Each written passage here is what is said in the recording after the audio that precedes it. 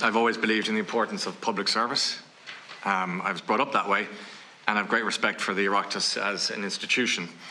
I've come here, as you know, voluntarily, because I believe in the work that you as a committee are doing. I don't say that in any other way other than that I want to assist in every way I can. I appreciate that you'll have a lot of questions, so I'm going to try to keep my opening statement as short as possible. I begin by clearly and unambiguously at the very outset this morning state that I'm truly sorry for all of this and for any part which I have played, and be it consciously or unconsciously, and anything that has contributed to the debacle that we're dealing with today. I'd like to apologise to the committee that they've had to take this time to deal with this matter today, and to my colleagues in RTE and to my listeners. So, given the events of the last 3 weeks, there is a lot that I wish to say, and there's a lot that I need to say. So please bear with me. My aim today is to help correct and clarify some very serious matters, and I'll be relying on my agent, Noel Kelly, here to go through the figures and provide greater detail. I'd like everybody here today to understand that the figures and statements presented by RTE over the last few weeks in relation to my remuneration have created a fog of confusion. A fog of confusion over what I was paid, and when I was paid, and what I knew, and when I knew it. Full transparency and disclosure on RTE's part, I'm sorry to say, would simply have avoided so much of this. And I'm here to do one thing and one thing only, ladies and gentlemen, and committee members, and that is to set the record straight and to call out some untruths. And it is my belief that there are 7 material untruths that I'd like to address. And the first is as follows. This claim that I did not take a pay cut from RTE in 2020, this is not true. I took a 20% pay cut from RTE in my 2020 to 2025 contract. Simple as that. I took a 20% pay cut from RTE. I'm obliged to do and present 205 radio shows and 38, as it was then, live 2-hour late shows under this contract. I am what's called an independent contractor. I get no pension or entitlements from RTE, that's the nature of it. Under the terms of my contract, I'm allowed to do additional work outside of RTE. That's also the nature of it. And I stress that there is nothing morally, ethically or legally wrong with me or any independent contractor doing additional work for another client outside of RTE. But to be clear, I took a pay cut from RTE of 20% in 2020 for each of the 5 years of my contract at a cost of €525,000 to me over the length of that contract. It's an awful, I'll move on to my second untruth. The suggestion that my decision to retire from the Late Late Show was prompted by this whole debacle. This is not remotely true. I wasn't aware of any of this fiasco when I decided to retire from the Late Late Show. I made my initial decision to leave the Late Late Show pretty much a year ago. It was very personal. It was made in the heart and in the soul. Around this time, I mentioned it to those closest to me, my family and my agent and a few others, and they were surprised. They were very surprised. Why would you leave such a show? And I explained to them, and eventually brought them around to my way of thinking, that among other things, I had left a lot of me on the floor in the studio after COVID, and during COVID. I was burnt out, being honest with you, and I was exhausted. A lot of people in this country, as you know, were burnt out and exhausted after COVID, doing a lot more important jobs than I was doing, but I'm just telling you from where I'm coming from. So I turned it over in my mind over a few months, but by the time I got to January, there was no turning over in my mind. I knew it was time to go.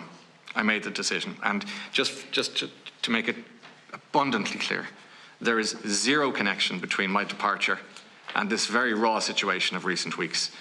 I informed management on March 13th of this year.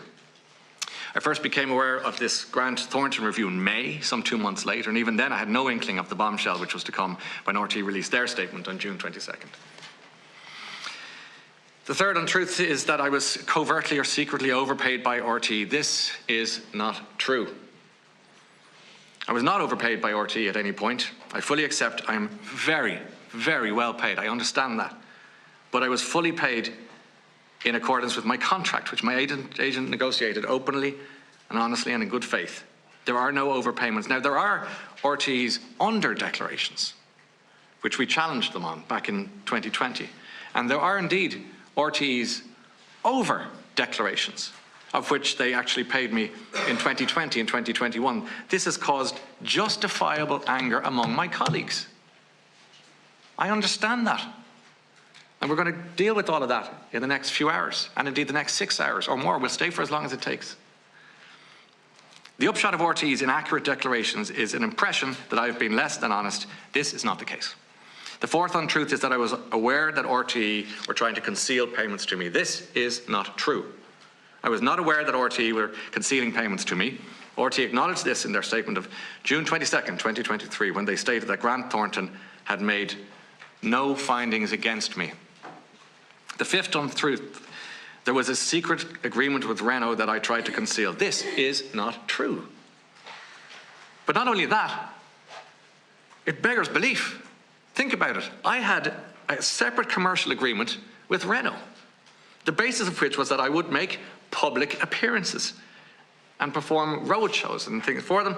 And the work that I've done for Renault is all over social media. The suggestion that was a secret makes no sense.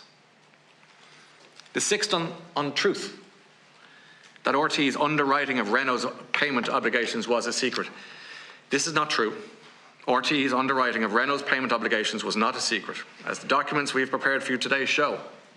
And as my agent will explain in more detail, RTE committed in February 2020 to provide this guarantee in the early stages of contract negotiations around my 2020 to 25 contract. This is unequivocally confirmed in an email dated critical document, 20th of February 2020, from Breda O'Keefe to my agent. It was copied to other members of the executive board, the director general, the RTE solicitor's office, everyone in RTE who needed to know knew. You'll find this on page 10 of the booklet of documents you have in front of you. Far from being secret, it was well known. And finally, the seventh untruth, that I did not ask RTE about their under-declarations of my earnings. When they released the 2017, 18 and 19 earnings, as they did all in one day, January 20th, 2021, this is a question I did not ask at the time. This is a question I should have asked. I fully accept that. But I will try and explain briefly and as clearly as humanly possible. At the end of the 2015 to 20 contract, my agent advised me that I was entitled to a phenomenally large figure payment of €120,000 that has been variously called a loyalty or an end of contract or an exit payment. I did not invoice for that payment, I did not pursue that payment, and I did not receive any payment. The documents provided to you bear this out. In my simple view, I had foregone that payment for €120,000, not taken it. But because of how RTE reported that decision in their accounts, the narrative of the last 3 weeks has been that not only did I take this payment, but that I somehow contrived to hide it. So let me reiterate, I actually waived my entitlement to this payment and I didn't receive 1 cent of it. I hid nothing, I had nothing to hide. As the evidence provided to you today shows, my agent had already pointed out to RTE in 2020 that we thought the manner in which they were planning to account for my earnings in 2017, 18 and 19 was incorrect, and we had understood that they accepted our position, so that by the time they released the figures, I assumed that the Chief Financial Officer, the financial professionals in RTE, and the external auditors who had audited the accounts in these years, 17, 18, 19, had accountancy reasons for accounting for it the way they did. So I would like to add that my company earnings fully reflect what I earned in these and all subsequent years. I'm particularly upset and disappointed about the decision and framing of the RTE statement of June 22nd, which inextricably linked my name to this whole fiasco. My name was mentioned 15 times in that statement. 15 times. And I was not consulted once. I did not have the Grant Thornton report, which RTE had, and which RTE acknowledged made no findings of wrongdoing on my part. I asked RTE to clarify that this was the case. They did. 4 days.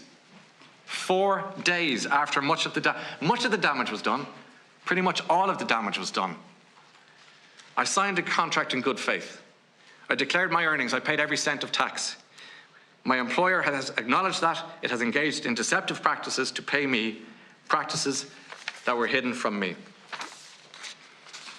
The result, I'm nearly finished, forgive me for overgoing. The result of this is that I've become the face of a national scandal. I've been accused of being complicit, deceitful and dishonest. I think the statement of June the 22nd was very unhelpful in this regard. The full truth was concealed. I take full responsibility. I can't say it enough. I take full responsibility for not asking more questions back on January the 20th, 2021, when the figures for that 2017, 18 and 19 were released. I take responsibility for that, I understand. But as has become abundantly clear and obvious in the last 3 weeks, this highlights the existence of two RTEs. Two. There are those who are involved in attempting to conceal payments and who were in a position to call me or call my agent and ask for our help in establishing the full facts.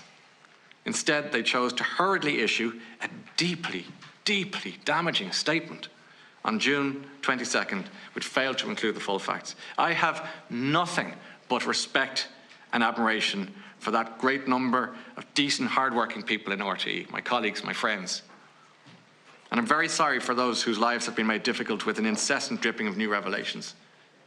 I'm thinking particularly of my radio show colleagues and friends, that they've had to be put through all of this for reasons not of their own making. They work hard. They all work hard in RTE. And I want to thank those colleagues who have supported me through these last few weeks. And in closing, I'd like to thank the many people from across the country who've taken time to stop me on the street, decent Irish citizens, taking my shoulder and my elbow in their hands and saying, "You'll get through this." I have nearly a foot off the ground high of cards and letters from people who have written to Ryan Tubridy, Dublin, and I got them. Fair play to the post people in on Post, and I thank the Irish people for that. I am hopeful that they will see from my statement and my appearance here today that I am determined to inform them of the truth and to demonstrate that I have nothing to hide. And I'm also hopeful that I will soon get back on air to do the job I love. Thank you all for your patience. Thank you, Mr. Tubridy.